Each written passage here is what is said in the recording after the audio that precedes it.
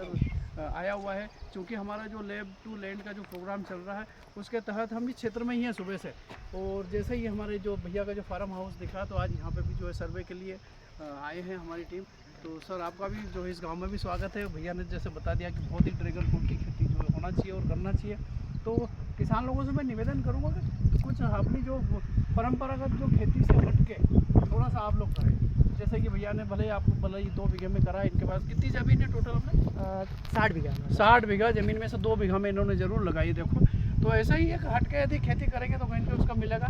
तो इसका थोड़ा सा हिसाब किताब बताएंगे आप, मतलब जैसे 1 बीघे में कितना खर्चा आया? देखो इसमें भी अभी तो मैं लागत के बारे में बता सकता हूँ, क्योंकि मुनाफा तो क्या है कि अभी मेरे पास हार्वेस्टिंग चालू है तो अभी नहीं बता सकते। हाँ अभी लागत बट बिल्कुल। जो लागत मेरी इसमें 6 लाख रुपए भी फर्स्ट हार्वेस्टिंग तक की हो जाएगी। 6 लाख रुपए 2 बीघा में? हाँ। अच्छा अच्छा। तो ये इसमें सबसे ज़्यादा मेजर जो खर्चा होता है एक तो पोल का और ये रिंग का, क्योंकि पोल हैवी लगाना पड़ता है इसमें, क्योंकि इसकी जो लाइफ है प्लांट की ये 15 से 20 साल की है। जी जी जी जी। तो इसलिए इसका और इसकी जब कैनोपी बनेगी तो ये कम से कम 200 से 250 किलो का एक मतलब पौधे पूरा हाँ गुच्छा बन जाएगा। उसके लिए आपको हैवी स्ट्रक्चर चाहिए। अच्छा अच्छा। तो इसका जो मेजरली खर्चा इसी का होता है। ये खंबे का और इसका ये पोल का है ना? तो ये एक पोल कितने का पड़ा होगा मोटे? ये 350 का पोल था। 350 के लगभग हमको ये रिंग पड़ी थी। अच्छा 250 और हाँ, 350 तो मतलब 600 का ये। और हाँ। पौधा?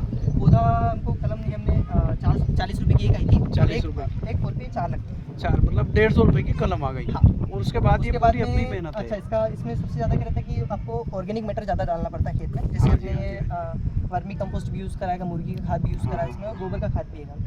तो ये इसमें साल में 2 बार डालना पड़ता है। पूरा बेड को इसको हम पूरा अभी आप देख सकते हैं कि इसमें अपने गोबर का खाद पूरा पका के डाला हुआ है। पूरा आप ऑर्गेनिक बेस पे ही कर रहे हैं? नहीं, एक्चुअली क्या है ना, ऑर्गेनिक बेस पे पूरा नहीं कर सकता। अच्छा।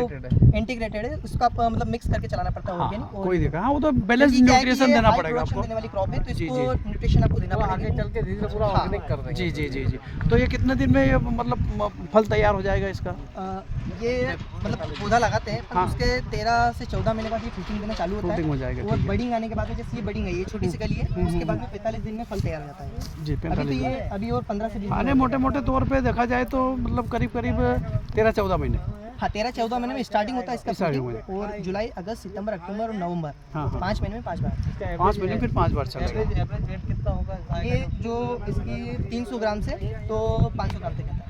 अच्छा ये कितने में बिकागा एक एवरेज? ये किलो से जाता है किसान का माल, 100 से 150 रुपए किलो, और इवन कभी कभी 200 रुपए किलो भी जाता है। एक पीस भी लगभग 100 रिटेल में तो ये आपको 100-120 रुपए में मिलेगा। तो आपने मतलब ये कहाँ बेचेंगे थोड़ा सा? ये अभी तो प्रेजेंट में तो इसका इंदौर मार्केट हमने सोचा है। अच्छा, बढ़िया। हाँ, वहाँ पे बाहर से अपने इंडिया में अभी 80% इंपोर्ट होता है वियतनाम से। इसका मैं किस्सा बता दूँ कि इस फार्मिंग पे क्यों गया, तो इसका आइडिया मेरी मम्मी का था। बहुत बढ़िया था, बहुत बढ़िया। वो बहुत एक्टिव है, न्यूज़पेपर वगैरह बहुत पढ़ते हैं, तो उन्होंने कुछ आर्टिकल पढ़ा था ड्रैगन फ्रूट के बारे में। जी जी। वो शुगर पेशेंट भी है तो उसमें रिकमेंडेड था कि शुगर पेशेंट के लिए हेल्दी रहता है। हाँ हाँ हाँ। तो उन्होंने बोला बेटा इसके बारे में थोड़ा सा रिसर्च करना। तो मैं इंदौर गया था, तो वहाँ पे से एक ड्रैगन फ्रूट खरीदा, तो उस पर लिखा था कि इम्पोर्टेड फ्रॉम वियतनाम। तो फिर उसको मैंने रिसर्च करा मेरा, तो फिर देखा कि अभी तो इंडिया में 80% तो ये इम्पोर्ट ही हो रहा है, लोकल प्रोडक्शन। हाँ बिल्कुल बिल्कुल। 2018 से इसकी फार्मिंग स्टार्ट हुई है इंडिया में। उसके बाद फिर मैंने सोचा कि इसका स्कोप है। पहले तो देखा कि मैं महाराष्ट्र और गुजरात भी गया हूँ, वहाँ पे किसानों से मिला हूँ, क्योंकि वहाँ पे ऑलरेडी कर रहे हैं। बिल्कुल बिल्कुल। तो ये एमपी में अपने या इस एरिया में थोड़ा सा नहीं कब रतलाम साइड में कुछ हो रहा है। तो फिर मैंने इसको देखा कि अपने एरिया में कौन सी वैरायटी फेमस है, मतलब सूटेबल है। ये सी वैरायटी बोलते हैं इसको, सियाम रेड।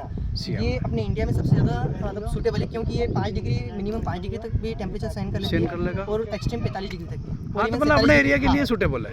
47 डिग्री तक भी सहन कर लेते हैं। बहुत बड़ी बात, बहुत अच्छा। अच्छा इसको प्रोटेक्शन के लिए हमने बीच में गर्मी में इसमें इंटरक्रॉप लिया था ज्वार। अच्छा इसमें ये भी ले कटिंग करी। बहुत बढ़िया। तो ये जो लू जब चलती, हीट वेव चलती है, तो उससे प्रोटेक्शन मिल जाता है। ज्वार में चरी दी थी कि अच्छा। हाँ चरी जानवर के लिए? इसमें जैसे एक बाहर आने के बाद दूसरी बाहर कितने टाइम में आती होगी? 1 महीने। 1 महीने। 1 महीने में एक बार आ जाएगा आपको। अच्छा साल भर में कितना आ जाएगा? 5 बार, 5 बार। मतलब 12 महीने में से 5 बार आप इसमें से प्रोडक्शन। तो मतलब 1 महीना छोड़ के आएगा? नहीं, कंटिन्यूसली जुलाई, अगस्त, सितंबर, अक्टूबर, नवंबर में बाहर आती है। बहुत बहुत धन्यवाद भैया आपका। थोड़ा सा कभी कोई किसान आपसे यदि जानकारी लेना चाहे, कुछ आपसे मिलना चाहे तो आप बिल्कुल मिलेंगे किसान से। सर, बहुत बिल्कुल बहुत बहुत बढ़िया विजिट करा हूं मैं। जी जी जी। और मैं भी किसानों से तो सबसे थोड़ा सा जानकारी लेके सीखा आपका हूं। नाम और मोबाइल नंबर और गांव पूरा एक बार पता है इसमें? मेरा नाम आशीष साबले है और गांव कुंवरसी, पीतमपुर तहसील है और जिला धार है। और मेरा मोबाइल नंबर है 9131463606। बहुत बहुत धन्यवाद, बहुत बहुत धन्यवाद। तो मित्रों आज हम ये कुंवरसी गांव में भैया के गांव में